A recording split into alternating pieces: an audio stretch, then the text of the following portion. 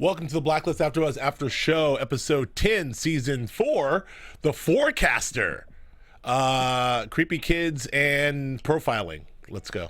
You're tuning into the destination for TV superfan discussion, AFTERBUZZ TV. And now, let the buzz begin. Yeah. What I like about Joe. Oh. What about Joe? Oh, about Joe. See what I did there? What about Jew? Oh, Leah. Julia. Welcome to Nice. the Blacklist AFTERBUZZ After Show. Nice. Hi guys, in the chat room. We're late. We're so Sorry. effing late, and I blame it all on Joe SanFelippo, who's not here, but is maybe on the line. Are you on the line, Joe? I am on the line. All right, how you doing? Flip. Yeah, I'm sorry. We're here. Jules, Joe, wait, can we turn you up, Joe? I can't hear you. Where are you? Say something. Is that better? There you go. There you You're are. a human being. How are you? There's our man. Excellent. How are you guys? I'm well. Thank you for asking. I'm well too. I've got a beard, which I keep forgetting about until I see myself. I'm gonna shave this thing. I think I'm gonna lose this beard today. No. All right. Hello, Andrew Martin. Hello, Nick, and hello, Watson King, and Anasapoya Shura, and hello, Sylvia Love. And Where's the mirror when we need him? Yeah, I know. Great to see you all. Sorry we're so late. We're up here to discuss episode 10 of the Blacklist. This is a unfortunately short show today because we're so late. We're on a time crunch. We're on a timeline, but we want to get right to it. I know. Flippo's my fave too, Nick. Hi, Flippo. Sorry. People in the chat. He's my favorite a-hole. Just kidding. I'm kidding. I don't know. Okay. Oh, it's so strong. Why are you so know. angry? I'm not. This is 20 years of enduring you. You're welcome, bitch. So listen, the Forecaster The forecaster. was this episode. Yes. And I was Forecaster. The Forecaster. I was really concerned. As was, I want to shout out to our girl Jody Walker. Excuse me, Jody Walker, who joined us last week and who writes a great column for EW.com. Check it out. Her recap was great this week, and talking about the same thing. I was very concerned that this was going to be some weird sort of precog, like creepy kid, like real, like she was really like had premonitions and she was Yeah. really psychic. Like even the beginning was sort of like a shout out to Minority Report and the precogs with the thing in the I pool. love that movie. Yes, the pool. That's right. That movie's so good. That movie's so One of my good. favorites. That's one of the movies. If it's on, I will always watch it. I've seen it 100 times. And I, so I really thought that's where we're going. I was like, oh boy, no. And then I kept looking back to the title, The Forecaster. I thought it was happening. I was like convinced it was happening. Not The Forecaster. And then they switched it as a radio frequency, and I was very happy. Yes. And then it turns out the Forecaster is not the kid. The Forecaster refers to these stocks. Yes. That made me a lot happier. She was a little psychic, though, wasn't she? I mean, those dioramas had really specific detail that Yeah. I really don't think that they were discussing over the phone. Joe, Correct? I agree. I'm going to get to your thoughts first in a second. But Joe, what did you think of the Forecaster as you were watching this initially? Were you like, "This is great"? I agree. I agree with Jules. I mean, I've never planned a hit over the phone. It's not really something I would consider myself an expert in. But I cannot imagine that You're anyone Italian. was like, all right, and make sure before you poison her, she takes her robe off and puts the robe next to the chair. And then make sure she's drinking the green drink, only the green drink. Don't poison any other drink. And then Exactly. make sure she's wearing the black bathing suit. And then she Exactly. floats in the thing and what? Same thing with the guy with the bow tie and the old-timey elevator. Like, what? Yeah. How does she know this? No, How does she know this? You know what I mean? She was listening very intently. I guess. She also has a very active imagination that is right on point. So I do think that she was a little psychic. Yeah. You know, I Go ahead. think the fourth grade was a great time. 9-year-olds, fourth grade. Sure. I don't remember doing the murder diorama playing. That was. I mean, that's. I don't know. The I'm not murder sure. diorama thing. Yeah. It's a big hit. Oh, in I all remember fourth that. grade I think it was classes. like a fifth grade thing, though, Yeah. actually. The So murder dioramas. She was Was ahead. that fifth grade? She's ahead. Yeah, historic dioramas were fourth grade. bad. Murder dioramas were fifth grade. We all know that, Joe. Shout Listen, out to our girl Jody right there, by the way. yeah, I mean, listen, murder diorama. I don't listen. I was. I like kind of initially the idea of when I thought it was, as they did, is it's a sort of like, serial killer thing, and I'm like, oh, that's right, Liz is a profiler, and she's checking her back cases, and oh, Liz is back on the scene, and now I started to believe, like, yeah, this makes sense. This is a new era of the Blacklist where Liz is this creepy profiler, a la, Clarice from Silence of the Lambs. And then So it's she was like, always supposed to be. actually, it's a psychic kid. And they do that shot where she turns around. Yeah. And I'm like, no! But to the writing staff's credit, they righted the ship. And I bought it. I'm like, all right. All right.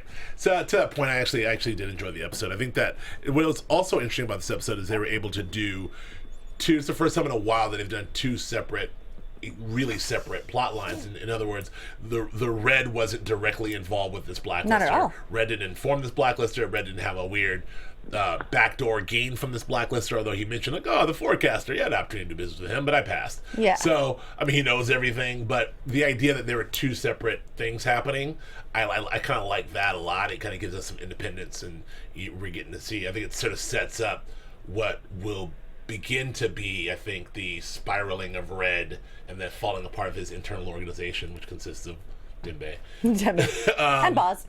We still got Boz. Yeah, I tell you what, when Boz knocks on the door and says, Liz, I'm worried about Red, then we got some problems. That's my Boz voice. That's good. Really right on point. No, Boz. What did you think of this thing? It was an okay episode. I mean, they used some fun devices. The hearing aid thing was kind of cool. I mean, I definitely had to suspend my beliefs every once in a while. But, it's a Blacklist. I'm fine with doing that every once in a while. Yeah. There were just some gaping holes for me. But they did their best with it. It was fun. Hey, man, Arath can sleuth the shit out of some fucking electronic shit. Yeah. Like, he's like, the frequency, it might be. It might be. The hearing aid, it's not uncommon. I'm like, huh? I don't know. I thought it was a cool idea. I just don't think it was fleshed out the way that I would have preferred it to be fleshed out. But I don't think that they could do that in a 1 hour episode when they had other things that they needed to conquer at the same time. Okay, great. We got to send in time, no rush. Okay, Thank cool. you. Thanks. Thank you, Steve. So let's get through this like sort of in just a linear way. We open with after we see the diorama, the murder diorama, we open with Liz and Tom, as we've always wanted them to see. As we always wanted to see them, sort of their new place. They're unpacking the boxes. It's a cool looking apartment. It's a nice apartment. Tom's got. I think Tom has found that the cool halfway point between the Dawson's Creek sweater and glasses and the super spy. He just got kind of like a nice. His hair is good. He's just kind of. I'm a hot dad now. Hot Mr. Mom. I still hot Mr. Mom. I still got some super spy shit back here if you want it, but I'm leaning more towards the sensible sweater and glasses guy.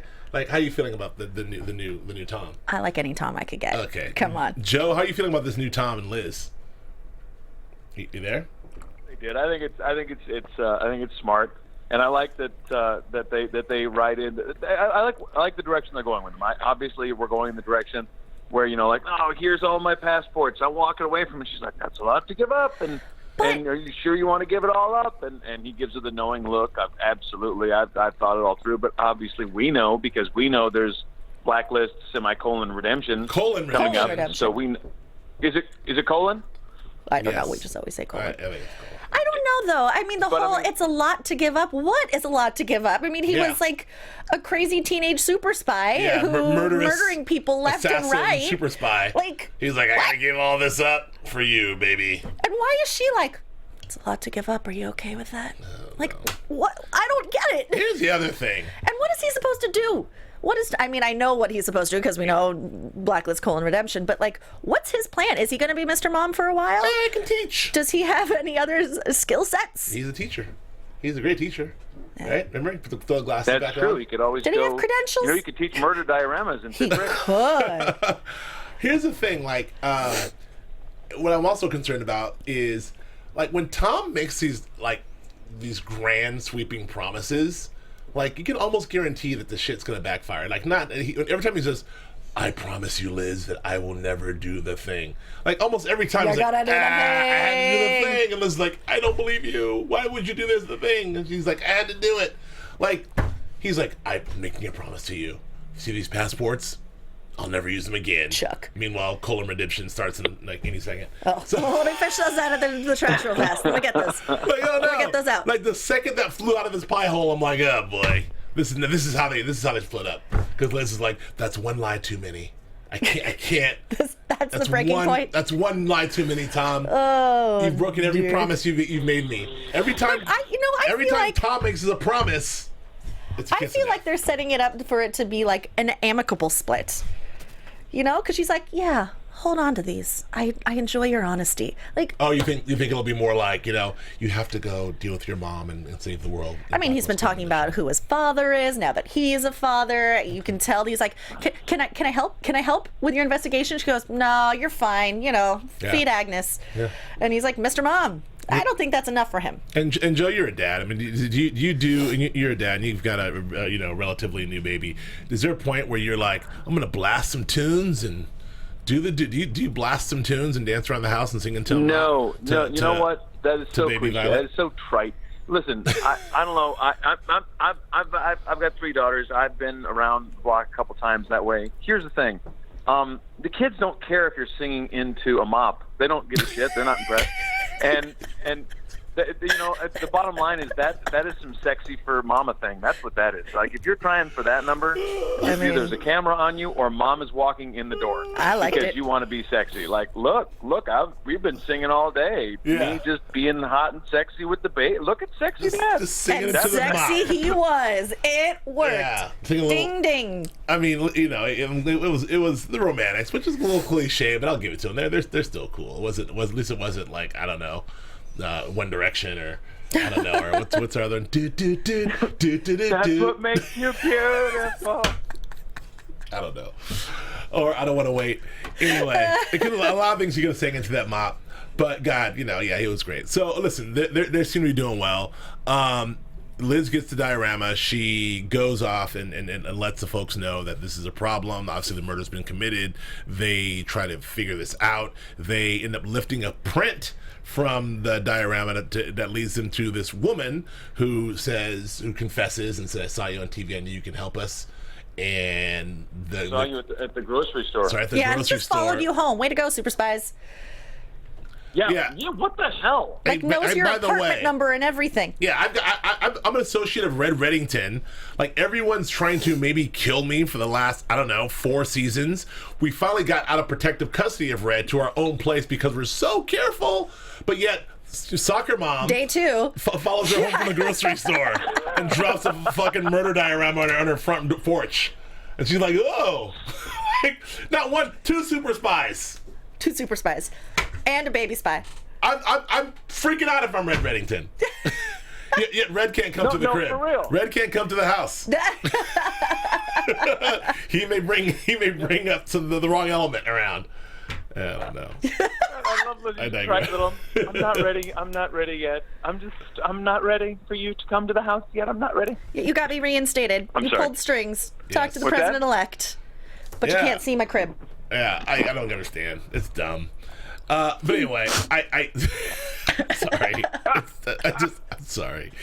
But, so, you know, so she does follow her home. She says that. We find out that, and I do love that sort of writer's reveal of the, like, you know, when Rest was like, well, you know, how long have you been doing this? Oh, no, it's not me. You know, and the door. Her name is Maggie. She's 9. She's like, meow. She did, people. I mean, I love that, and Joe, you know, listen, I ask you Ian too because you are an actor and you have you know, children who act and stuff. Like, so at the children acting place, is there casting calls for like this creepy little kid? I know your adorable daughter doesn't get those calls, but like, do you see those breakdowns? They have. Creepy kid. Yeah, they do. They have whole classes on that. Like they have, it's the creepy class.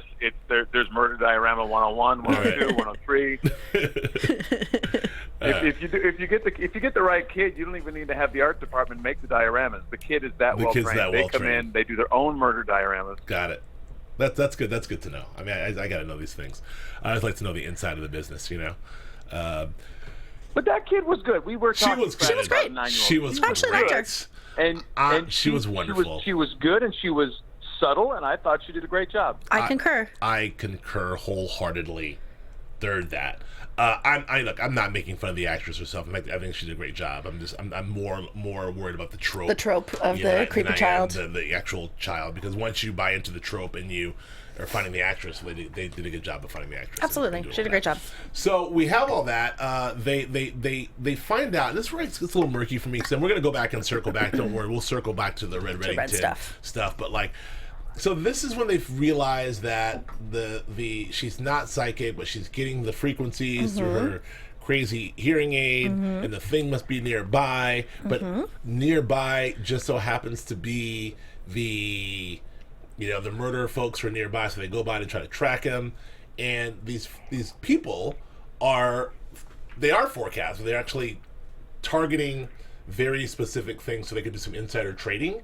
Is that what's happening? Whatever. Yeah, they're shorting stocks. Shorting stocks. Yes. I know how that works, Joe.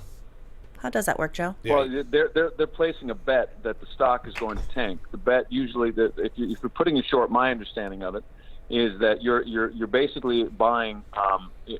The stock market is an awful lot like a craps table at this point. It's kind of evolved into this. You can bet on just about anything you want. So you can bet, like for example, that you take a short position on ExxonMobil. And you say that Rex Tillerson's not going to get through. Marco Rubio is going to take a stand for the American people, and we believe strongly that this isn't going to happen.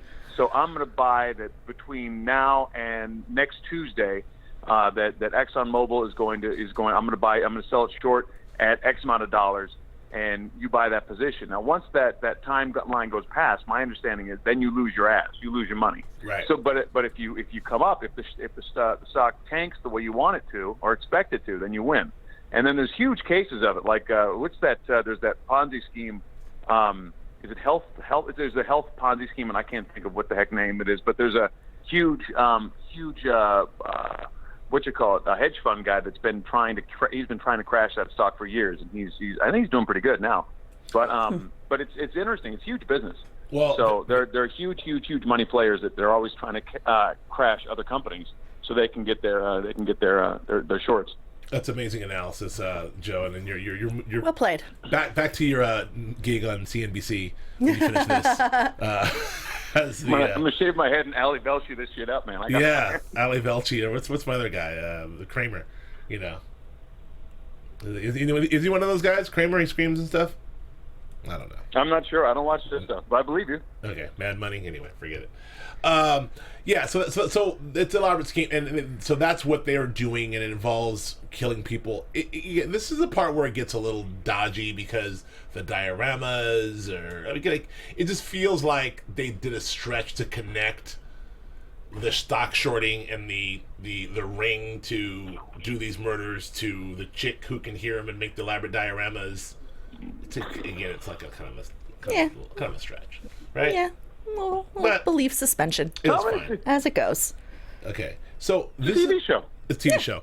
This is where I feel like I missed something. I know I did, but was there a part where my man at the end, this is you're gonna say, yeah, that's the whole thing. He had a picture on his desk. Yes. Like, was the picture of the girl? What was the picture of the dude's desk? I just think it was his family. I didn't look that closely, but I thought it was just he was just going to leave his family behind because the plan was always to. I thought it was the wife and the little girl. Like that was somehow the estranged husband, and that's how we knew about the little girl. Like I thought that's what would happen. Am I making that up? If it was, I didn't see that. I think you're making that up. Guy leaving his fam. All right. I saw the tight shot of the family. I'm like, what was that? And it clicked over, and I couldn't rewind it. Yeah, I'm not sure, but he got away, and I have a feeling that we'll see him again. Okay, that's in some capacity. Got it. All right, so that was that. So let's get back to the red stuff, which is a little more interesting. Yes. I mean, no disrespect to the forger or the forecaster. Forecaster. Sorry, but I think the red stuff was great. Another good Aram episode, by the way. I love the Aram episodes. They're my fave. And thanks again, Amir, for showing up last week and coming in here and making it all the way from New York to come to our little studio here in Los Angeles to hang out with us. I think that was really cool. I miss him already. Yes. But yeah, no, I think that... Wait, before we move on to Red, though, we do have to just touch on the fact that it wasn't talked about, but Navabi showed up to work the next day. She sure did. She showed up. She knows where her allegiance lies now. No. like it weren't no thing. Yeah. She was there, and they seem to be working fine together. Yeah. Her and but there was no knowing looks, no winks. No, nothing like that. Nothing. They just seem to be working together, and it was fine. Just business as usual. Oh, and I do like, by the way, we also should mention I did like the scene where Aram is sort of setting up the room and like turning off all the lights and everything, and and getting it all ready to go, and Wrestler's like, "Come on, Aram, what is this, a seance? What do we gotta do?" Oh my god, I loved this part. And then he talks about the Ouija board and his rabbit Dash, who turns out did not just escape from her cage like I was told. He's harboring some resentment. Did Dash speak? It came to the Ouija board. Ouija board. The Ouija board, it spells things out. Dash, what happened to you? You escaped all those years. We got fun little snippets of... I did not. It was your parents who got rid of me. Like, that's a lot to get from the Ouija board from old Dash. Dash has been waiting to communicate for a long time. That's really sweet. Dash. Maybe that's part of rabbit death. It's part of rabbit heaven. Is they're like, oh, you're a dead rabbit, and here's how you speak English. Here's how it all shakes out. Is that the dead rabbits like playing harps and on clouds? Listen, I'm not sure. I haven't been there. I mean, I'm assuming. All right. But and there's got to be a dead rabbit choir. Sure. No. Let's see harp. Welcome, Dash. All right. All right. Back to Dash had to right his wrongs. So Red. He had unfinished business. Red. You cannot move on. Maybe Dash had to communicate so he could move on to Bunny Heaven. That's right. He had to get his message out. Unfinished business. I've seen Casper. I really like this Red storyline because I really like the way it was written, because it was a very much, again, it's in that sort of grifters sting sort of you think it's the guy, it's like the double cross of the double cross, and then it's really a double cross, and I like all that stuff. Like the guy thought he was double crossing his boss, but he was, and then Red thought he planned up to one guy, but Red was playing them both, and the whole thing. And it was like kind of an elaborate scheme for Red just to kill those two people. I thought so. I mean, he could have just walked in, it's like, doop, doop. But it was, and kept it moving. But I guess it was vengeance. He wanted to get revenge. Yeah. Because, I mean, he was trying to do some good. Right. When he said, I'm a bad man, but I'm not that bad, I was like, yeah. And then what does that say about Red, that he just wanted to see the look on my man's face when he pulls the trigger and there's no bullets in the gun? Oh, when he sort of convinces him to betray his boss. Like, that's just a bit of personal amusement, because he's going to kill them both anyway. Yeah. It's a little dog and pony show for Red. Right? What is the point of that? I don't know. Is he still hurt by what Mr. Kaplan did? Maybe. But I mean, he exacted his revenge on Mr. Kaplan. As far as he knows, he thinks she's dead. So, sure. But why? Yeah, is it the fact that he has such disdain for that thing that he wants to humiliate this guy? Maybe. And the guy's going to die. He's hurt to his core. He's already sentenced to death by Red. Oh, the second he walked in that apartment. So then he's got to talk to him. He's got to make him do all this stuff, jump through all these hoops. Dimmy's got to give him the clean gun, and Dimmy's got to give. He gives Dimmy the line: "Would you ever betray your boss?" And he's like, ... I don't know. Oh shit! Would my boss betray me? Like he killed Kate. Yep.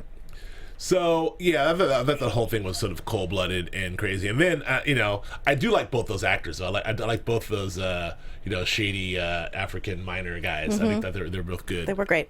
Joe, what did you think of those two guys in that whole situation? No, I thought they were well cast. I felt kind of bad for the first guy. Me too. I did too. Like he did coerced. everything. To me, like, what's that? No, he did everything Red asked. Well, And he fought it to begin like the with. guy kind of like, hey, he's got an uncle who's a boss or a brother, whoever it was. That was like, it kind of like got him the gig, and I don't know. I kind of felt bad for him. I'm like, He was easily manipulated. Yeah. He was weak. Yeah, but Red set him up. Well, here's the thing. This is what I wonder, because after that whole thing played out, and it was just like, if I think about how, like, as it's going, you're like, oh, this is interesting, and then once it played out, you're like, oh, boom, Red got him. At least I think I'm like, man, that was a lot of elaborate, sort of talking and planning and shit that Red had to go through just to whack these two guys. Mm-hmm. Like, what does that say about Red? Is that what led Dimmy to go like, well, this guy is kind of losing it? Like, what do you think? Like, what's going on with Red? That he went through all of that. He didn't go through all that just to get the cleaners. He could have just, like, I don't know. What do you think of this? Is this say anything about Red, or are you just like do you think he's losing touch a little bit with whatever his reality is? That seemed a little sadistic, and it seemed a little, I don't know, like a little overboard. Well, yeah. But nothing he does is easy. Nothing he does is, black and white and simple and clean. So are you just chalking it up to like another day in life of Red? Or you think this is I also think he wanted to exact revenge and, say his piece to the shady African guy. Yeah. Who was raping and murdering poor African children. And exploiting them. In a great Red monologue. A great Red monologue. You forget about the Red monologue. He's in his friend's apartment. Yeah. His buddy's apartment. By the way. Serious schwa. His friend, man, that apartment. It's just, whiter than Donald Trump's cabinet. Whiter than Joe SanFelippo's dance moves. Nice. That apartment was what? I got nothing else. I don't know. It was an extremely white apartment. It was a white apartment. That's what I'm trying to say. It was damn near heavenly. That's right. With the white puzzle, that was cool. The puzzle was cool. It was a beautiful apartment. It was a beautiful apartment. So I was were you half expecting, like, after the call when he called the cleaners, were you half expecting Kate to walk through the door? No. I thought, like, I have the best cleaner ever. My cleaner's so good. There's no one better than my cleaner. I'm like, oh shit. Kate's gonna come in with her suitcase. That's what I thought. No. All right. Didn't cross my mind. Did you think that for 1 second, Joe? Not even for a second. All right. Well, maybe I'm just dumb. I was hoping for a couple of young hipster Asian cleaners, and boom. There they were. There they were. Ask and you shall receive. And my man thought Dembe was a tall glass of chocolate milk. He sure is. He's not wrong. He's not wrong about He's not wrong. A nice tall glass of chocolate milk. I like them. Yeah, they were kind of cool. Yeah. I like that they were moonlighters and that they were crime scene cleaners for Metro PD. Yeah. And I also like Red's style. Like, I just can't wait to one day that, again, the two things I want to say. One thing is fuel the jet, like to whatever thing. Okay. And the other thing, like, just call a cell phone, fuel the jet. That's what I want to do. And the other thing is, like, whatever they're paying, I'll double it. Whatever they're paying you, I'll double it, Julia. I feel like he says that a lot. I know, but I want to do that. Isn't that cool? Isn't that a cool ass thing to do? It's cool. Will you pay me double? You know what, though? I'm telling to say it now. Go ahead, Joe. Wouldn't you love to see the next scene where it's like, he was paying me $3.5 million per year. It was kind of like a guarantee we were going to get a 4% raise, just keeping up with. Oh shit! Really? And Red's like, ooh, wait a second. Like, you sure it's paying you that? Did I say double? How about we just match it? How's matching it? We didn't put that in writing, did we? It's true. And then, like, the other bit with that. I did like. God, I lost my train of thought here because I had a note on that. But anyway, so what? Where is Mr. Kaplan? God damn it! I've been wondering. I've been waiting. Yeah. Where is she? I don't know. She got into some person's truck. How is she coming back? And we hinted at the end of this episode where Dembe sort of crossed Red. I mean, he just flat out betrayed Red right again. Yeah. So that's already, who knows? Dembe betrayed Red. That was a dangerous move. And just when we thought there was no more reasons for Lizzie to be whiny and mad at Red. Oh, God. The writers will always find a way for Lizzie to harumph at Red. Oh, God. That's a big one. Well, I've been saying it from the beginning that Dembe was not comfortable and has been doing a lot of soul searching since Mr. Kaplan's death. Right. Because that was a family member. That wasn't just like hired help. Yeah. And I've been saying that he was going to go back and, give her a proper burial was one of the things I said. And as he's going to find that she's not there, he's going to go searching for her. Yeah. At least for her body. I will say, I know what I was going to say. This is unrelated to anything. The other move that I love that Red does, just being all the cool ass Red moves, is when he starts, like when someone's sitting at the table and he'll start talking first so they hear his voice, and then he'll throw his hat on the table and they're like, oh, the hat, and then he'll come around and sit. That's a dope move. That's the move I want to be able to do. That is a good move. I want to be able to just be like, come in and just throw the hat down, like, oh, Brass. It's Brass. So where is he? Where is he? And then there he is. Fuel the jet. I want to stay in your fantasy. Yeah, write it down. Fuel the jet. Fuel the jet. Phone back in the pocket. Yeah. Then you take off the hat, flip it on the table, come around, sit down, exhale. Is that what we need to see happen? And then when I double. get there, I'll say, whatever they're paying you, I'll pay you double. Yes. Yeah. And the key to the fuel, that's it. The key to the fuel the jet thing is you dial one number, you say fuel the jet, you hang up, and then they just And that's all that needs to happen. That's my favorite thing. It's whatever else happens is frippin' understood. You don't need to cross anymore. That's it. That's Right. all you need to say. Okay, that's all. Anyway, so so I think what's being set up here, which I think is very, very cool, is I think we're setting ourselves up for a really some real good Red arc happening here. Because if we're gonna see sort of like Red is gonna have to be faced with some real shit here. Because he has Dembe, who is his basically almost like his son, who he's raised, and Liz, his daughter-ish, maybe, and Mr. Kaplan, his other person, like all these people, like they're gonna confront him and be like, Red, what is your problem? Who are you? Where are your allegiances? Like what's in there? And he's gonna have to do this self, look inside, maybe have some existential crisis, and then Mr. Kaplan's gonna come back and it's gonna F him up. Like, I don't know, Dembe betrayed him, Kaplan's gonna be back, Liz is gonna be mad at him again and say you don't deserve the baby. Like, is everyone gonna turn on him? So you're saying there's a Red intervention that needs to happen. I think we're on our way. We're all here because we love you. I don't know that we're gonna get a Red intervention before. It's more like Red, we all think you're effed up, and Red's gonna go like, I am effed up, and he's gonna do a bunch of effed up shit and disappear, and then drink a bunch of scotch somewhere on a jet, and then like have some sort of breakdown, like he did after he thought Lizzie died. And what was that? Kate May? Yeah. I don't know. I think it's something like that. But I think the result of that breakdown will be a Red that's even more ruthless, and it's just her bottle of gin. Sorry, just my gin. God, not the gin. Please, God, not the gin. And I think Red's gonna have a breakdown that will probably result in a high body count, a lot of murders, and the people who love him, like asking him what his problem is, something like that. I don't know. That's kind of what I think we're headed towards. What do you think, Joe? I think that's fair. I buy it. I think that if we look back at the moment where Red goes off the reservation is when he shoots Kaplan, but then he kind of but he's got like last 3 or 4 episodes where he's kind of brought it back. He's been functional with everything with Kirk. He was functional at the highest level. But now it seems like we're coming. But it's weird. It's that weird conceit of television, right? Where like if it was real life, obviously if you have a psychic break, some sort of a mad thing happens to you, you have some sort of a breakdown, you have it now. You don't have it later on when the storyline is ready for it. But that's TV. I mean, they had to get the stuff done with Kirk, and then now we can have Red get a little screwed up, and we'll make it work. But I think it's a neat idea too. It's a neat device, and I think there's definitely room for it right now in the storyline for Red to be a little tweaky. I think there's room.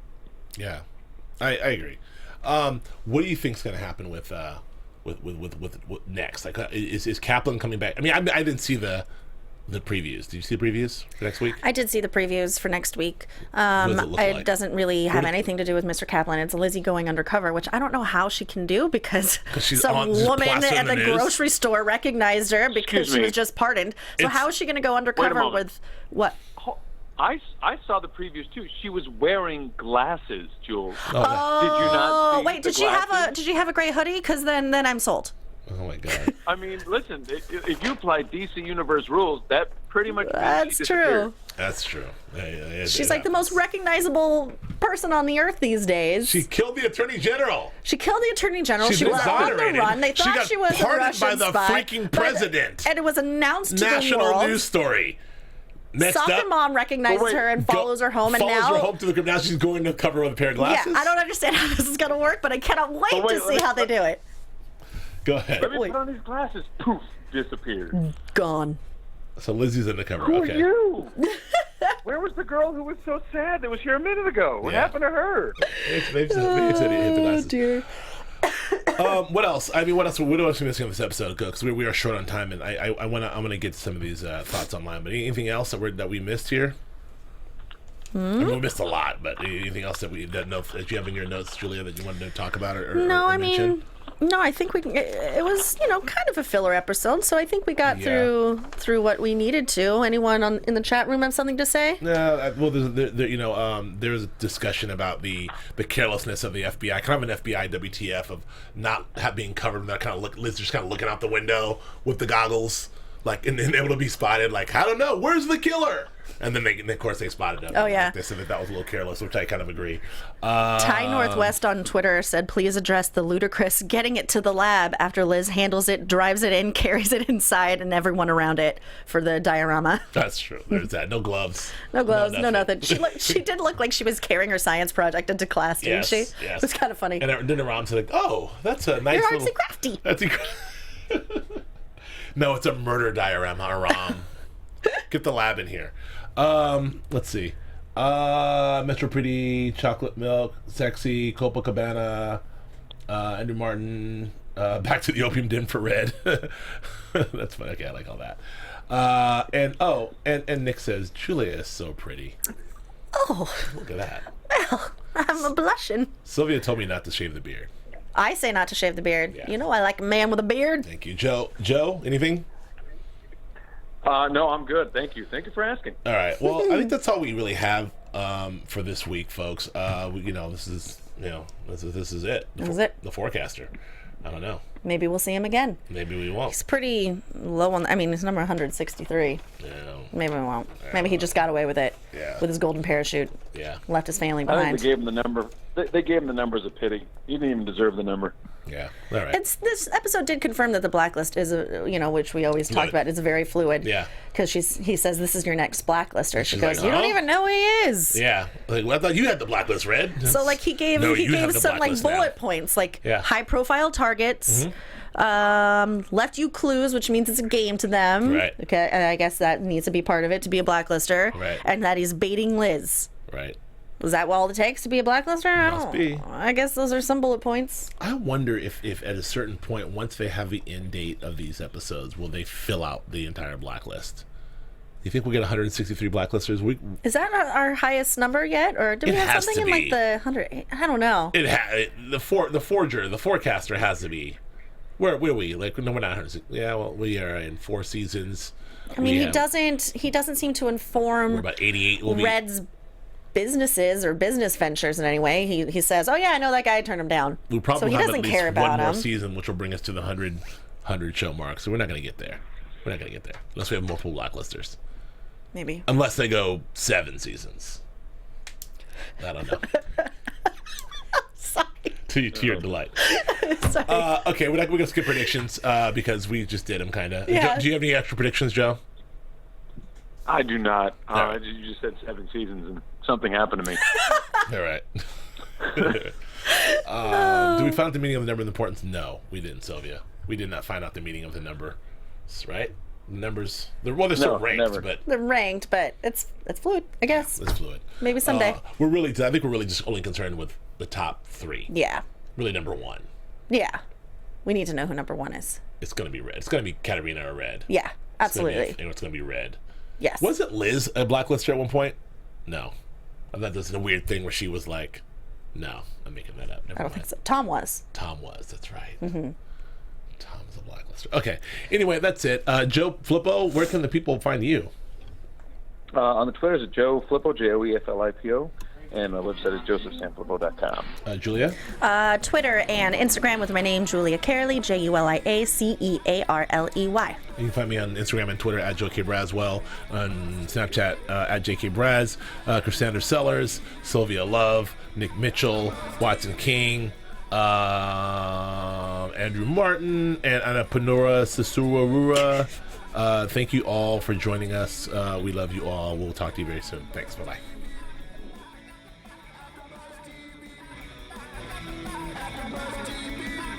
From executive producers Maria Menounos, Kevin Undergaro, Phil Svitek, and the entire AfterBuzz TV staff, we would like to thank you for listening to the AfterBuzz TV network. To watch or listen to other after shows and post comments or questions, be sure to visit AfterBuzzTV.com. I'm Sir Richard Wentworth, and this has been a presentation of AfterBuzz TV.